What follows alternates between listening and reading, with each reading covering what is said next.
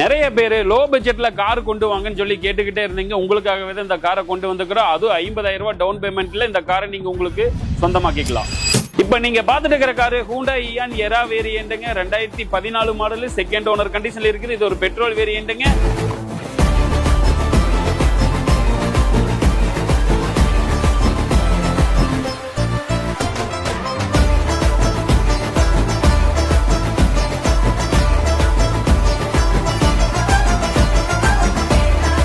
வெறும் 80,000 கிலோமீட்டர் தாங்க ஓடிக்குது. Proper showroom service ரெக்கார்டோட இருக்குது.